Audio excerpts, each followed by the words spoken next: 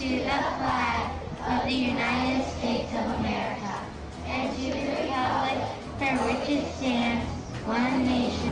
For some, patriotism is the last refuge of a scoundrel. For others, it means dissent against a government's abuse of the people's rights. I accept the definition of patriotism as that effort to resist oppressive state power. The true patriot is motivated by a sense of responsibility and out of self-interest for himself, his family, and the future of his country to resist government abuse of power. He rejects the notion that patriotism means obedience to the state. But whether the resistance against government tyrants is nonviolent or physically violent, the effort to overthrow state oppression qualifies as true patriotism.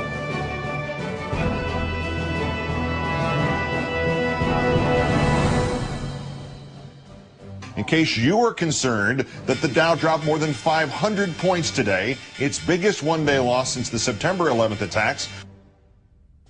The worst financial crisis in a century. A day after the election's economy front and center for this market with an Obama president. While you were talking, the Dow continuing to take a leg lower. It is off by 157 points, moved down by some of those stocks you just mentioned. Between the politicians and the central bank, which not only threatens our economic security, which is secondary to the threat to our individual freedom. A more sophisticated and less well-known technique for enhancing the state is the manipulation and transfer of wealth through the fiat monetary system operated by the secretive Federal Reserve. And we have to understand monetary policy, and we can't accept the idea and the notion that a secretive Federal Reserve system knows what the proper interest rates ought to be. So this is just another step continuously, and the people in the Congress never challenging the monetary system that we have. The sooner we challenge the system, the better off we'll be.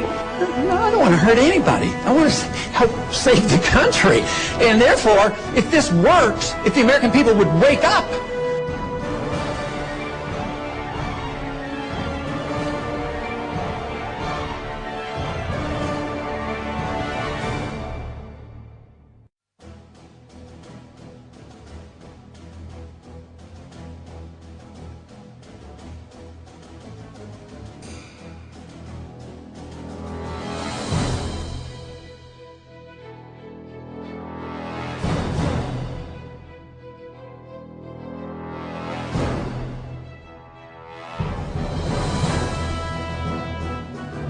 It has been said that when in the course of human events, an oppression so revolts its subjects that it becomes necessary to alter or abolish the means of that tyranny. Is it that time when our Bill of Rights is defiled every day? When our adventures abroad threaten our security at home?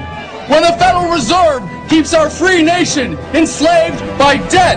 When the people of the world tremble under the thumb of corporate imperialism? And now, our nation is drifting dangerously from freedom to fascism. So I have to ask, is it time?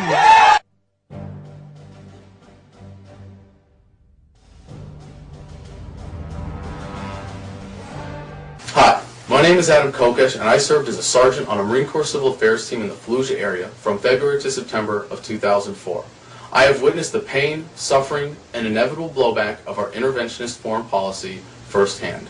However, that policy is merely a symptom of the greater problem of our financial system in the United States, the heart of which is the Federal Reserve Bank. That's why I'm endorsing Restore the Republic's call for a National Day of Action on Saturday, November 22nd, demanding an end to the Federal Reserve and a return to sound monetary policy. The Federal Reserve is the worst kind of Orwellian doublespeak misnomer, as it is neither federal nor is there any reserve. It is a privately owned banking cartel with a government-sanctioned monopoly to create money out of thin air. When it does so, it imposes the worst kind of regressive tax on America's poor and working class through inflation. It was originally promised to stabilize the economy and the value of the dollar, but the purchasing value of the dollar has actually gone down by 98% since its inception. It is also the primary enabler of our interventionist foreign policy, American corporatism, and our bloated federal government. Personally, I will be organizing for the event in Washington, D.C., where we will be at the Federal Reserve headquarters at 20th and Constitution at 1 p.m. on Saturday, November 22nd. If you can't come to D.C. to join us, please go to endthefed.us to find your local branch of this criminal, privately owned banking cartel near you.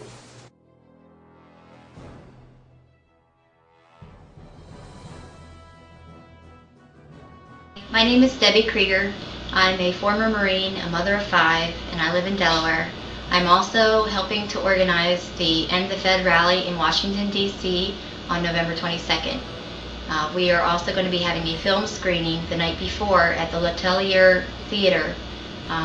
That's going to be showing Aaron Russo's Freedom to Fascism. We would really like you to come and bring as many friends as you can, or tell as many people about it as you can.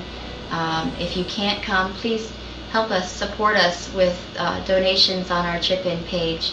We really need to bring awareness to people and inform them about the Federal Reserve so that they can start talking about it to people. And also, we really want to support H.R. 2755, Ron Paul's plan to abolish the Federal Reserve.